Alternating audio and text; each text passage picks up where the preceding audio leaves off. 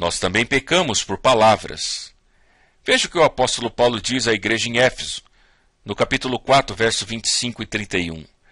Portanto, cada um de vocês deve abandonar a mentira e falar a verdade ao seu próximo. Livrem-se de toda amargura, indignação e ira, gritaria e calúnia, bem como de toda maldade. Ao escrever à igreja em Colossos, capítulo 3, verso 8, diz: Mas agora abandone todas estas coisas, ira, indignação, maldade, maledicência e linguagem indecente no falar.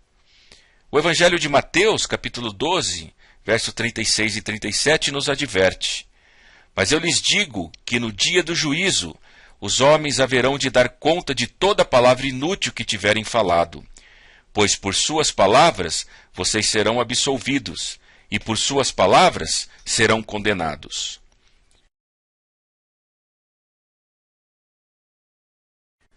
Nós também pecamos por pensamentos. Veja o que Jesus diz no Evangelho de Marcos, capítulo 7, verso 21 a 23. Pois do interior do coração dos homens vêm os maus pensamentos, as imoralidades sexuais, os roubos, os homicídios, os adultérios, as cobiças, as maldades, o engano, a devassidão, a inveja, a calúnia, a arrogância e a insensatez. Todos esses males vêm de dentro e tornam um homem impuro. Também o livro de 1 Samuel, capítulo 16 e verso 7 diz: O Senhor não vê como o homem vê a aparência, mas o Senhor vê o coração. Se tenho pensamentos pecaminosos, estou pecando. Só pensar em maldade já é considerado um pecado diante de Deus. Nós pecamos por atos, por palavras e por pensamentos. E nós também pecamos por não fazer nada. Pecar é fazer o mal. E pecado também é não fazer o bem, quando se sabe que esse é o nosso dever. Veja o que diz Tiago no capítulo 4, verso 17. Pensem nisto, pois: quem sabe que deve fazer o bem e não o faz, comete pecado. Então, respondendo à nossa pergunta, o que é pecado?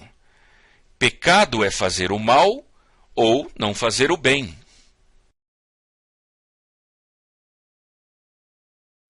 Observe esta figura. Qual destas mãos está limpa? Observe que não perguntamos qual está mais suja, mas sim qual está limpa. Uma das mãos está menos suja que a outra, mas nenhuma delas está limpa. O mesmo acontece conosco.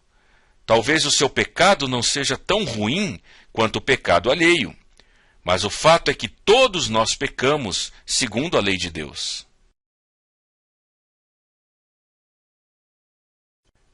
E por isso nós somos culpados.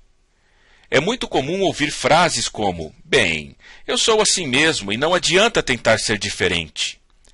Ou ainda: fui criado assim e a culpa não é minha. Os meus pais me fizeram como sou. Outros ainda poderão dizer: todo mundo faz isso e eu não sou diferente. Não se engane.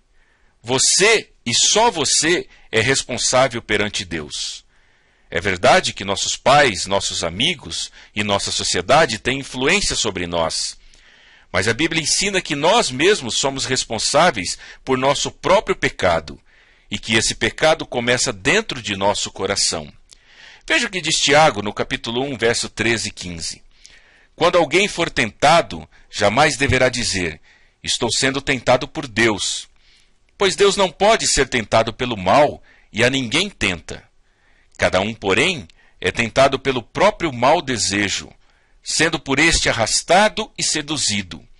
Então esse desejo, tendo concebido, dá à luz o pecado, e o pecado, após ter se consumado, gera a morte.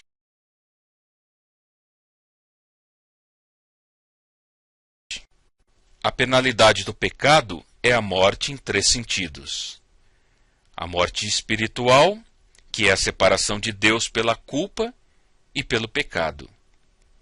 A morte física, que é a separação do corpo e da alma. e a morte eterna, que é a separação eterna de Deus. O indivíduo fica perdido para sempre no inferno. A morte é a separação e a penalidade do pecado é a morte nesses três sentidos.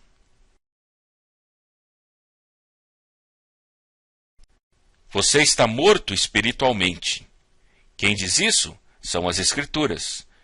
Veja o que diz o livro de Isaías, capítulo 59, verso 2. Mas as suas maldades separaram vocês do seu Deus. Também o apóstolo Paulo, quando escreveu à igreja em Éfeso, vocês estavam mortos em suas transgressões e pecados. Assim eu lhes digo, e no Senhor insisto, que não vivam mais como gentios que vivem na inutilidade dos seus pensamentos. Eles estão obscurecidos no entendimento e separados da vida de Deus por causa da ignorância em que estão, devido ao endurecimento do seu coração.